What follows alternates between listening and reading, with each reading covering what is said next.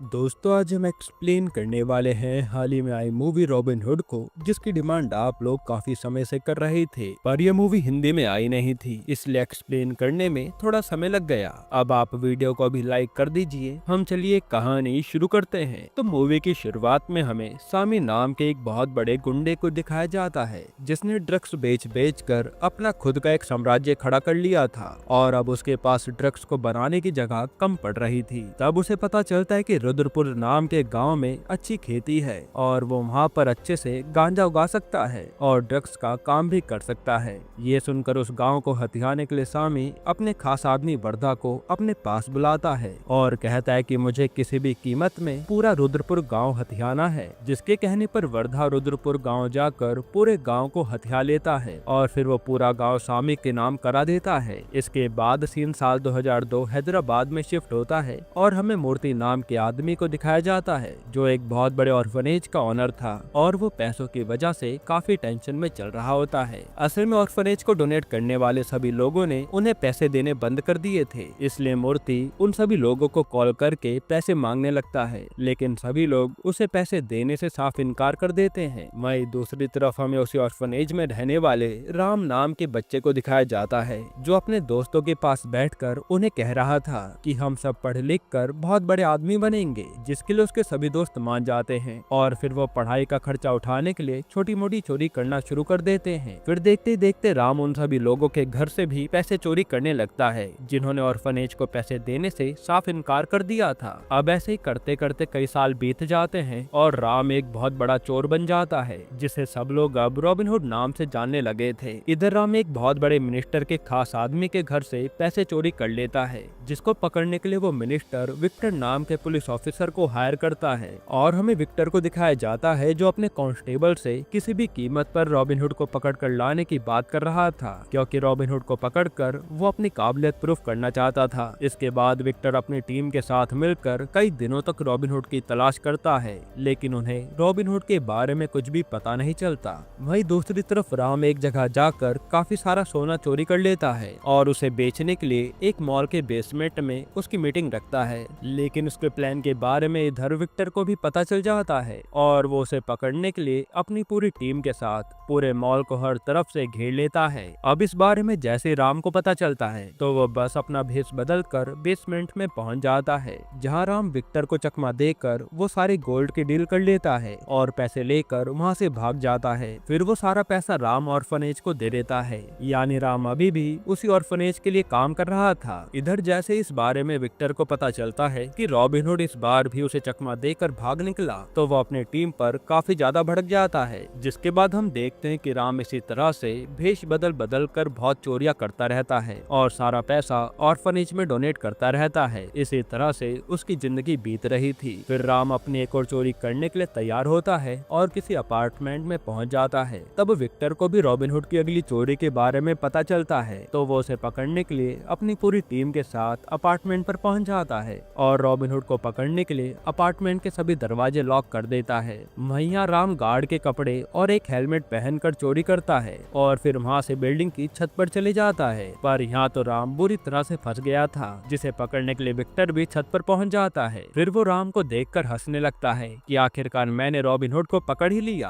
पर तभी विक्टर की टीम आकर उसे बताती है कि अरे सर, ये तो रॉबिन हुड नहीं, ये तो असल में राम है, जिसने कुछ दिन पहले रॉबिन हुड के खिलाफ चोरी करने की रिपोर्ट लिखवाई थी। इस पर राम ही विक्टर को कहता है कि सर, मैंने अभी अभी रॉबिन हुड को छत से नीचे जाते हुए देखा है। जो सुनकर विक्टर को गुस्सा तो बहुत आता है और वो राम को लास्ट वार्निंग देकर वहाँ से जाने के लिए कह देता है। हालांकि उसके चले जाने के बाद विक्टर को राम पर शक हो जाता है कि जरूर ये हमसे कुछ छुपा रहा है, इसलिए वो अपनी टीम से कहता है कि तुम राम का पीछा करते रहना, लेकिन राम उनसे बचकर वहाँ से ऑर्फनेज चला जाता है। फिर वहाँ पहुंचकर राम अपने सभी दोस्तों से कहता है कि मैं अब चोरी नहीं करूंगा और ईमानदारी से अपना काम किया करूंगा, क्योंकि अब मेरे पीछे पुलिस पड़ चुकी है और अगर ऐसा ही चलता रहा तो एक दिन पुलिस ऑर्फनेज भी आ सकती है, इसलिए अब से मुझे एक अच्छी जिंदगी जीनी है। इसके बाद सीन लंदन में शिफ्ट होता है और हमें नीरा नाम की लड़की और उसके पिता वासुदेव को दिखाया जाता है, जो काफी ज्यादा अमीर थे और वो कैंसर का एक ऐसा ट्रीटमेंट ढूंढ रहे थे जो गांजे से बनता है। साथ ही वासुदेव का सपना था कि वो अपनी कंपनी इंडिया में भी ओपन कर सके, लेकिन अभी तक वासुदेव का वो सपना पूरा नहीं हो पाया था। वहीं यहाँ पर नीरा अपने पापा से आकर उनसे इंडिया जाने की परमिशन मांगती है, जिसके लिए वासुदेव साफ इनकार कर देता है। तब ये सुनकर नीरा अपने पापा से नाराज हो जाती है और वासुदेव को ना चाहकर भी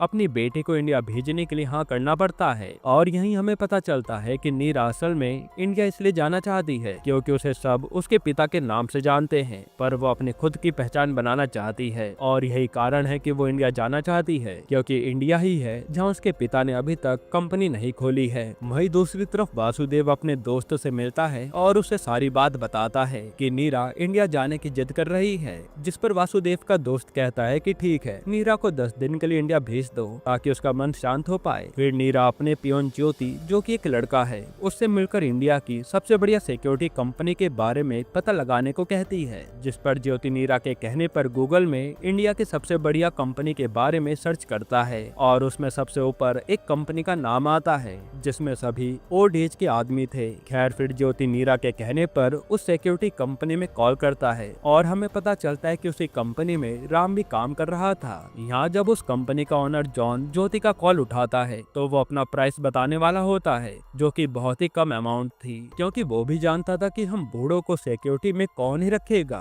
पर वहीं खड़ा राम ज्योति के अंदाज से थोड़ा आइडिया लगा लेता है और जॉन के हाथ से मोबाइल छीनकर ज्योति से बहुत अच्छे से बात करता है और कहता है कि हमारी फीस $1,00,000 है। तब उसके कहने पर ज्योति हाथों हाथ $1,00,000 राम के अकाउंट में ट्रांसफर कर देता है और फिर कॉल पे बात करने लगता है कि उन्हें एक प्राइवेट जेट भी चाहिए। तब राम ज्योति को बताता है कि ये उन्होंने अभी तक एडवांस पेमेंट ही ली है और काम हो जाने के बाद वो फिर से $1,00,000 लेंगे, जिसके लिए ज्योति भी मान जाता है। हालांकि वहीं सामने खड़ा जॉन शॉक्ड रह जाता है कि राम ने कितनी आसानी से इस बात को कवर कर लिया। जिसके बाद हम देखते हैं कि राम ज्योति के भेजे पैसे से अपना पूरा हुलिया बदल देता है और बहुत अच्छे कपड़े पहनकर नीरा को एयरपोर्ट लेने जाता है, जहां नीरा राम को इग्नोर करके डायरेक्ट कार में बैठकर चली जाती है। तब उसकी हरकतों को देखकर राम समझ जाता है कि नीरा बहुत ही एटीट्यूड वाली लड़की है, पर वो तो अपनी जॉब पर ध्यान दे रहा था। खैर अब उसके अगले दिन राम नीरा को इंडिया में हर जगह घुमाता है और यहीं हमें नीरा के इंडिया में आने का कारण पता चलता है। असल में नीरा को उसकी आंटी ने कॉल करके बताया था कि उसके दादाजी की तबीयत काफी ज्यादा खराब है। हालांकि ऐसा कुछ भी होता नहीं, बल्कि वो लोग रुद्रपुर गांव में काफी समय से रह रहे होते हैं, जो स्वामी ने अपने अंडर कर लिया था और उसी ने नीरा की आंटी से झूठा कॉल करवाया था ताकि नीरा इंडिया आ सके। खैर फिर अगले दिन नीरा रुद्रपुर गांव जाने से पहले हैदराबाद के एक मॉल में घूमने जाती है, जहां जॉन अपनी सिक्योरिटी का नाम रोशन करने के लिए नकली गुंडे बुलवाता है ताकि वो नीरा को बचाकर हीरो बन जाए। पर उनके आने से पहले मॉल में सामे के गुंडे और नीरा के दादाजी के भेजे आदमी वहां आ जाते हैं, जिन्हें पकड़कर राम उनसे सारी बात जान लेता है। फिर वहां से बचकर सामे के गुंडे भाग जाते हैं, लेकिन जाते जाते वो गलती से दूसरी लड़की को किडनैप कर लेते हैं, जिनके पीछे पीछे नीरा के दादाजी के भेजे आदमी भी चल देते हैं। पर तभी सामे के आदमी को पता चलता है कि उनका कोई पीछा कर रहा है, इसलिए वो उन लोगों को मार कर वहाँ से चले जाते हैं। अब उसके अगले दिन नीरा, राम और जॉन रुद्रपुर गांव पहुंच जाते हैं। तब सभी गांव वाले मिलकर नीरा को गांव से भाग जाने के लिए कह रहे थे, जिस पर नीरा सबसे पूछती है कि आखिर इस गांव में इतना डर का माहौल क्यों है। पर तभी वहाँ बर्धा अपने आदमियों के साथ पहुंच जाता है और नीरा को बताने लगता है कि हमने तुम्हें बुलाने के लिए एक चाल चली थी ताकि तुम यहाँ गाँव में आ जाओ, और अब तुम यहाँ से तब तक नहीं जा पाओगी जब तक सामे खुद आकर तुमसे नहीं मिल लेता। जो सुनकर नीरा हैरान हो जाती है। इसके बाद नीरा अपने दादाजी से मिलती है और उसे देखकर नीरा के दादाजी भी यही कहते हैं कि तुम यहाँ से चली जाओ और यहाँ कर तुमने बहुत बड़ी गलती कर दी। जो सुनकर नीरा डर जाती है और फिर नीरा राम और जॉन के साथ रुद्रपुर गांव से भागने लगती है। तब इस बारे में वर्धा को पता चल जाता है और वो अपने आदमियों को भेजकर नीरा को गांव में रोकने के लिए कहता है। फिर वहाँ राम और वर्धा के भेजे सभी आदमियों के बीच में भयंकर लड़ाई होती है और राम फिर गुस्से में भागने की बजाय सीधा वर्धा के पास जाने लगता है। यहाँ उसको जाता देख नीरा राम से पूछती है कि आखिर वो मौत के मुंह में क्यों जा रहा है। तब राम उसे कहता है कि वो अब पूरा गांव बचा कर रहेगा, क्योंकि गांव वाले काफी ज्यादा टॉर्चर झेल रहे हैं और वो उन्हें ऐसे नहीं देख सकता। ये बातें सुनकर कहीं न कहीं नीरा को राम पसंद आ जाता है। इसके बाद राम वर्धा के पास आकर उसे और उसके सभी आदमियों को खूब मारता है और नीरा ये सब देख रही होती है। खैर अब उसके अगले दिन वर्धा राम को अकेले में मिलने के लिए बुलाता है और कहता है कि तुम नीरा को इस गांव में एक हफ्ते तक रोक लो और उसके बदले में मैं तुम्हें पूरे 5 करोड़ रुपए दूंगा। जो सुनकर राम तो खुश हो जाता है और इस ऑफर के बारे में नीरा और जॉन को भी कुछ नहीं पता था। फिर राम जैसे घर पहुंचता है तो जॉन उसे गांव से वापस हैदराबाद चलने के लिए कहता है। तब राम कहता है कि वो अब यहाँ एक हफ्ता रुकेंगे और अब वो 1,50,00,000 रुपए नहीं बल्कि पूरे 6,50,00,000 लेकर जाएंगे, जिसमें नीरा की फीस भी थी और उसे यहाँ पर रखने के लिए वो 5 करोड़ रुपए भी जो वर्धा देने वाला था। वहीं दूसरी तरफ हमें सामी को दिखाया जाता है जो एक भाई डेविड से ड्रग डील करने फॉरेन में पहुंचा हुआ था और यहाँ सारी डील हो जाने के बाद सामी रुद्रपुर गांव में आ जाता है। तब वर्धा सामी के पास आकर उसे बताता है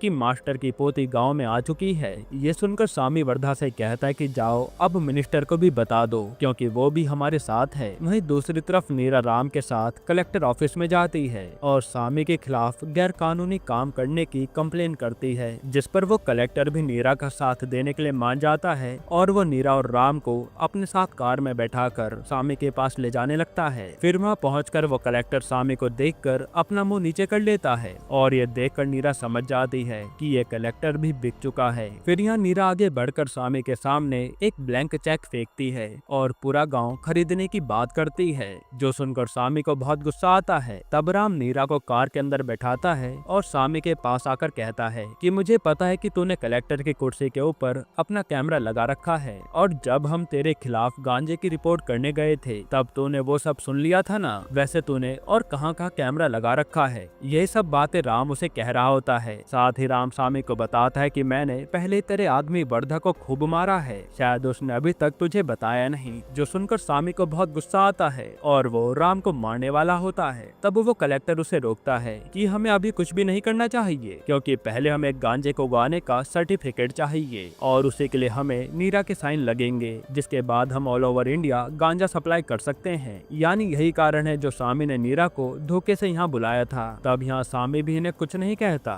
फिर अगले दिन सामी के पास डेविड का मैसेज आता है जो उसे बताता है कि डील डन हो गई है। ये सुनकर सामी खुश हो जाता है और अपने आदमियों से कहकर गांजे का पैकेट बनवाना शुरू कर देता है। फिर जैसे सारे पैकेट बन जाते हैं तो सामी डेविड को कॉल करने लगता है, लेकिन उसके तो नेटवर्क ही नहीं आते और यहीं हमें पता चलता है कि वो मैसेज भेजने वाला और कोई नहीं राम होता है, जिसने सामी का फोन हैक कर लिया था। अब सामी जैसे जैसे लोगों को पैसे भेजता जाता है तो उन सभी लोगों के फोन हैक हो जाते हैं, जो पैसे राम सीधा ऑर्फनेज को डोनेट कर देता है क्योंकि राम का दोस्त टेक्नोलॉजी के बारे में जानता था और चोरी करना तो राम का बाएं हाथ का खेल था। फिर इसके बारे में जब सामी को पता चलता है कि उसका सारा पैसा एक ऑर्फनेज को डोनेट हो गया है, तब सामी अपने आदमियों को ऑर्फनेज भेज देता है, जिसके बारे में राम को भी पता चल जाता है। तब राम जल्दी से अपने दोस्त को कॉल करके सामी के फोन पर ऑर्फनेज के ऑनर में उसकी फोटो लगाने को कहता है ताकि अगर कोई भी आँच आए तो राम पर आए और बाकी किसी को कुछ भी ना हो।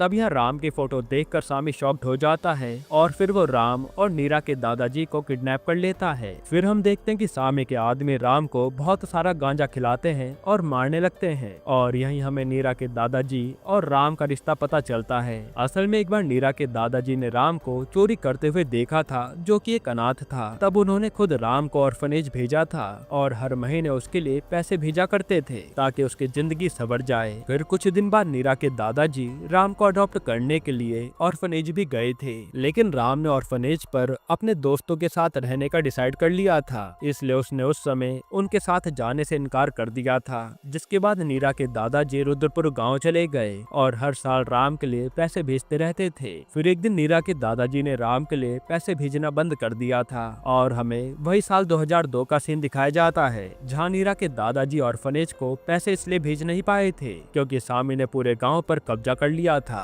खैर सीन प्रेजेंट में शिफ्ट होता है जहां हमें एक और शॉकिंग बात पता चलती है कि राम तो पहले से ही जान गया था कि नीरा इंडिया आने वाली है, इसलिए उसने अपने दोस्तों के साथ ये एक सिक्योरिटी कंपनी खोली थी और किसी तरह ट्रिक लगाकर वो नीरा के सिक्योरिटी में पहुंच गया था ताकि नीरा पर कोई आंच ना आए क्योंकि वो दादाजी की फैमिली को किसी भी हाल में बचाना चाहता था। खैर अब प्रेजेंट में राम सामी के सभी गुंडों को बुरी तरह से मारता है और तभी राम का नशा हटता है तो सामी उसे एक वीडियो भेजता है जिसमें गांव के लोग ही मिलकर गांजा बना रहे होते हैं। ये देखकर राम डर जाता है कि अगर ये वीडियो बाहर आई तो पूरा गांव अरेस्ट हो जाएगा, इसलिए राम सामी से कहता है कि तुम्हें जो डील करनी है कर लो, हम तैयार हैं, पर गांव वालों को कुछ भी नहीं होना चाहिए। इस पर सामी नीरा से पेपर्स पर साइन करने के लिए कहता है ताकि उसे गांजा बेचने की परमिशन मिल जाए। असल में नीरा के पापा की कंपनी के नाम पर सामी ये सब करने वाला था। साथ ही वो राम से उसका सारा गांजा एक्सपोर्ट करने के लिए कहता है, जिसके कहने पर राम को ना चाहकर भी वो सारा गांजा एक्सपोर्ट करना पड़ता है। फिर अगले दिन राम सामी से मिलने उसके घर जाता है, जहाँ सामी अपने आदमियों को ढूंढने लगता है। तब राम बताता कि वो सब तो अभी गांजे के नशे में सो रहे हैं और मैंने तुझे कहा था ना कि तू किसी का भी कुछ नहीं बिगाड़ पाएगा, अब तू देख ऐसा ही होगा। जिसके बाद यहाँ राम और सामी के बीच लड़ाई हो जाती है, पर तभी वहाँ विक्टर पहुंचकर सामी पर फायरिंग कर देता है और सामी को कहता है कि मुझे पता चल गया है कि तू ही रॉबिन हुड है। जिस पर सामी विक्टर को कहता है कि नहीं सर, मैं रॉबिन हुड नहीं हूँ। पर उसकी एक भी बात विक्टर नहीं सुनता और वो उसे अरेस्ट कर लेता है, क्योंकि विक्टर को पता चल गया था कि सामी ने ही ऑर्फनेज को इतना सारा पैसा भेजा है जो कि राम ने अपने दोस्त के जरिए भिजवाया था, और उसी ने सामी के फिंगरप्रिंट भी हैक करके विक्टर को बिल्कुल यकीन दिलवा दिया था कि इन सब के पीछे सामी ही है। जिसके बाद विक्टर राम से पूछता है कि तू यहाँ क्या कर रहा है, तो राम विक्टर को बताता है कि सर मैं भी इसी को पकड़ने आया था। जिसके बाद विक्टर सामी को जेल में डाल देता है और सामी से मिलने वहाँ पर मिनिस्टर आता है। हालांकि सामी की ऐसी हालत देखकर मिनिस्टर वहाँ से चुपचाप लौट जाता है, क्योंकि उसे भी किसी पंगे में नहीं पड़ना था। तभी सामी को उसके पीछे से आवाज आती है कि रॉबिन हुड ने मेरे साथ भी अच्छा नहीं किया है और मैं उसे जान से मार कर रहूंगा। यही हमें पता चलता है कि रॉबिन हुड ने डेविड भाई का अकाउंट भी हैक कर लिया था और सारा पैसा ऑर्फनेज के नाम कर दिया था। जिसके बाद सीन फ्लैशबैक में शिफ्ट होता है, जहां हम देखते हैं कि ऑर्फनेज का ऑनर मूर्ति राम और एक लड़के को एक चोर की कहानी सुना रहा होता है, और यहाँ दूसरा लड़का और कोई नहीं बल्कि डेविड होता है। यानी राम और डेविड बचपन में एक दूसरे के दोस्त थे और ऑर्फनेज में साथ रहा करते थे। इसी सस्पेंस के साथ ये मूवी यहीं पर खत्म होती है। दोस्तों, आपको ये मूवी कैसी लगी हमें कमेंट में जरूर बताइएगा, और इसके अलावा आप कौन सी मूवी का एक्सप्लेनेशन चाहते हैं वो भी कमेंट कीजिएगा। बाकी अगर आपको हाल ही में ये कमाल की मूवी देखनी है तो आप ये वीडियो देख लीजिए।